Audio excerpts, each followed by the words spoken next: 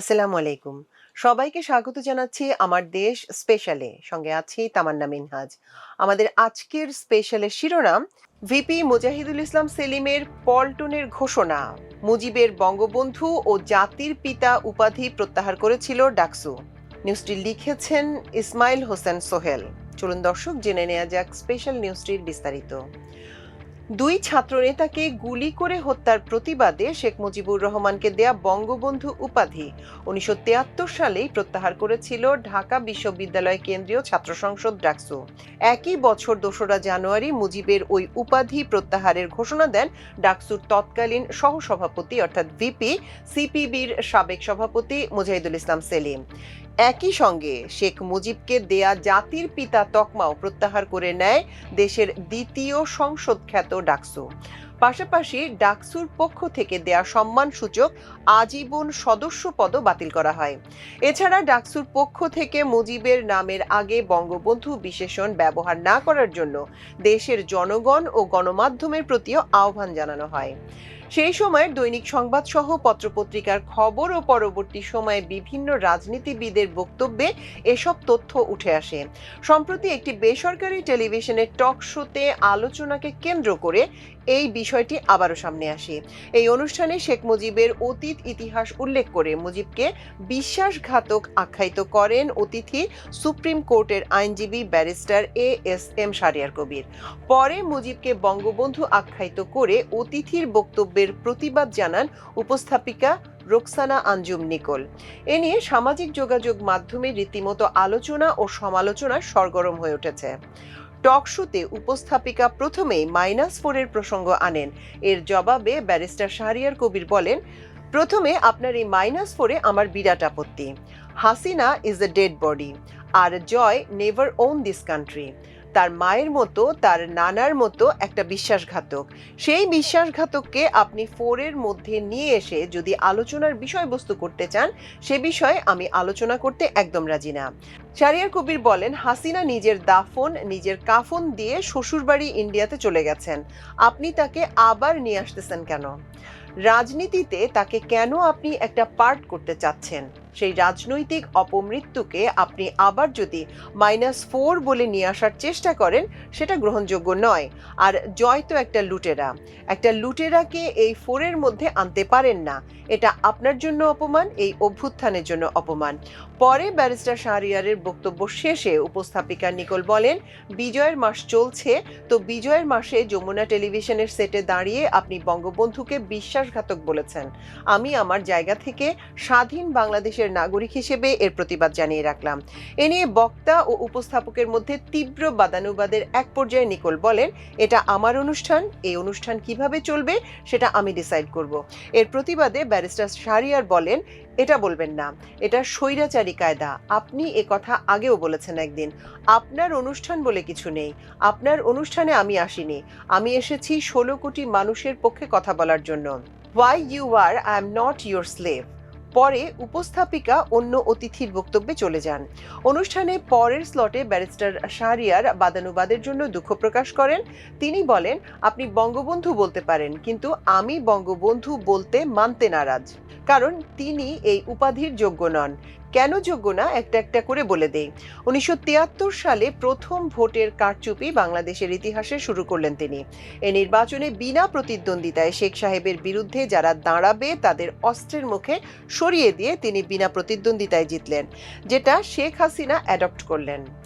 শাহরিয়ার কবির বলেন, ১৯৭৪ সালে যখন দুর্ভিক্ষ, তখন আমার বোনেরা বাসন্তীরা গায়ে জাল জড়িয়ে লজ্জা নিবারণ করেছে। তখন তার অর্থাৎ মুজিবের ছেলের মাথায় সোনার মুকুট দিয়ে বিয়ে হচ্ছে। তার মন্ত্রীরা বিদেশি ইম্পোর্টেড হুইস্কি ছাড়া খেতে পারে না, সেজন্য তাদের নাম হয়ে গেল বোতল মন্ত্রী। ২২,০০০ জাসদ কর্মীকে রক্ষী বাহিনী দ্বারা হত্যা করা হলো। সিরাজ শিকদার কোথায়? এই বলে হত্যা করা হলো। বাংলাদেশ ও আওয়ামী লীগকে হত্যা করা হলো ৭৫ সালের ২৪শে জানুয়ারি বাকশাল কায়েমের মাধ্যমে। সেই লোক কোনোদিন বঙ্গবন্ধু হতে পারে না। সেজন্যই আমাদের ৩৬শে জুলাই আমরা সবসময় বলছি দ্বিতীয় স্বাধীনতা। সেই স্বাধীনতার মাসে এই কথা বলতে পেরে আল্লাহর কাছে আমি শুধু শুকরিয়া আদায় করছি যে ইনশাল্লাহ এখন থেকে আমরা ভারতীয় আধিপত্যবাদের বাইরে চলে আসছি। পরে উপস্থাপিকা বলেন, ব্যারিস্টার এস.এম. শাহরিয়ার কবির বঙ্গবন্ধুকে নিয়ে আপনার যে মন্তব্য সেটা আপনার কাছে, আর আমার যে মন্তব্য সেটা আমার কাছে। আমি তাকে বঙ্গবন্ধু হিসেবেই বিশ্বাস করি। এ সময় ব্যারিস্টার শাহরিয়ার কবির বলেন, আমি সেটা সম্মান করি, আপনাকে সম্মান করি।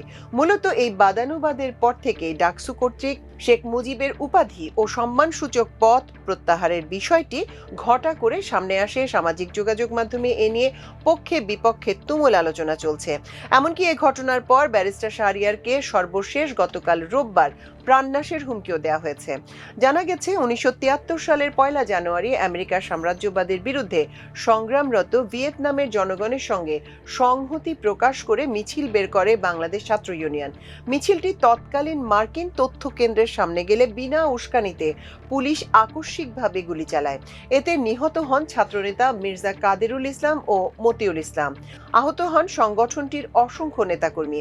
এটিকে স্বাধীন বাংলাদেশের প্রথম ছাত্র হত্যার ঘটনা হিসেবে ধরা হয়। সেই থেকে বাংলাদেশের কমিউনিস্ট পার্টি সিপিবি, ছাত্র ইউনিয়ন সহ বামপন্থী সংগঠনগুলো প্রতি বছর ১ জানুয়ারি সাম্রাজ্যবাদ বিরোধী সংহতি দিবস পালন করে আসছে। পত্রপত্রিকার খবর বিশ্লেষণ করে জানা যায়, ছাত্র হত্যার প্রতিবাদে পরদিন ফুঁসে ওঠে সারা দেশ। বিক্ষোভের নগরীতে পরিণত হয় রাজধানী ঢাকা। ওই দিন ঢাকার সর্বত্র স্বতঃস্ফূর্ত হরতাল পালন করা হয়। ২ ছাত্র নেতাকে হত্যার প্রতিবাদে পরদিন পল্টন ময়দানে তাদের লাশ সামনে রেখে ঘোষণাপত্র পাঠ করেন ডাকসুর তৎকালীন ভিপি ও বাংলাদেশ ছাত্র ইউনিয়নের তৎকালীন সভাপতি মুজাহিদুল ইসলাম সেলিম। পরদিন দৈনিক সংবাদ সেটিকে পল্টনের ঘোষণা শিরোনামে পত্রিকার প্রথম পাতায় স্থান দেয়। তবে ছাত্র ইউনিয়নের ওয়েবসাইটে সেই সময় নিহত হওয়া একজনের নাম মির্জা কাদেরুল ইসলাম উল্লেখ করা হলেও সংবাদ পত্রিকায় নামের বানান ছিল মির্জা কাদিরুল ইসলাম। ১৯৭৩ সালের ৩রা জানুয়ারি সংবাদের নিজস্ব বার্তা পরিবেশকের বরাত দিয়ে প্রথম পাতায় খবরটি ছাপানো হয়। খবরে বলা হয়, গতকাল মঙ্গলবার পল্টন ময়দানের সমাবেশে শহীদ মতিউল ইসলাম ও শহীদ মির্জা কাদিরুল ইসলামের লাশকে সামনে রেখে ঢাকা বিশ্ববিদ্যালয় কেন্দ্রীয় ছাত্র সংসদের সহসভাপতি, বাংলাদেশ ছাত্র ইউনিয়নের সভাপতি মুজাহিদুল ইসলাম সেলিম নিম্নোক্ত ঘোষণাটি পাঠ করেন।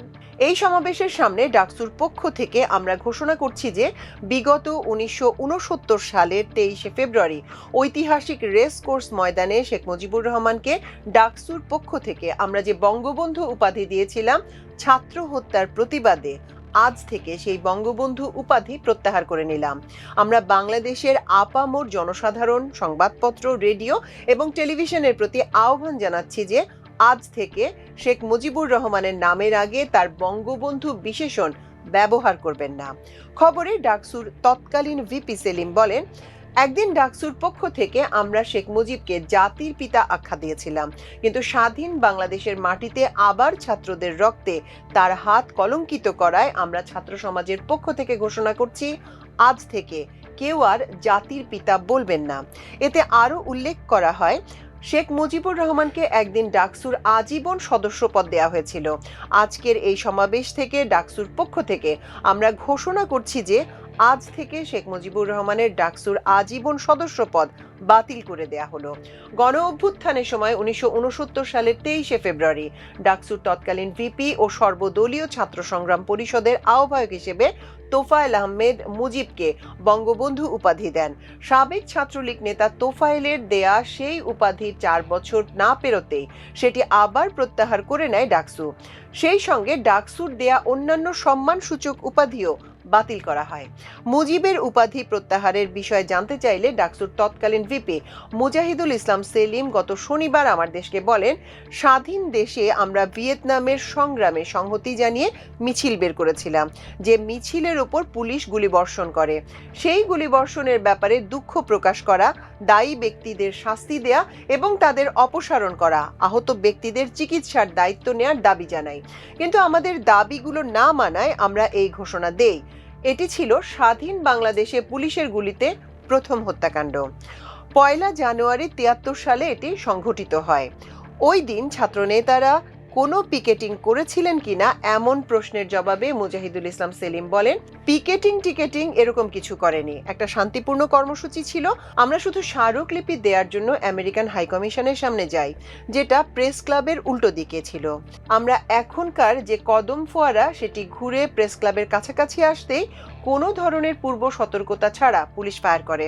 সে সময় 2 জন মারা যান, অনেকে আহত হন, কিছু সাংবাদিকও গুরুতর আহত হয়েছিলেন। দর্শক, এই ছিল আমাদের আজকের স্পেশাল নিউজের আয়োজন। এতক্ষণ সঙ্গে থাকার জন্য অশেষ কৃতজ্ঞতা। আল্লাহ হাফেজ।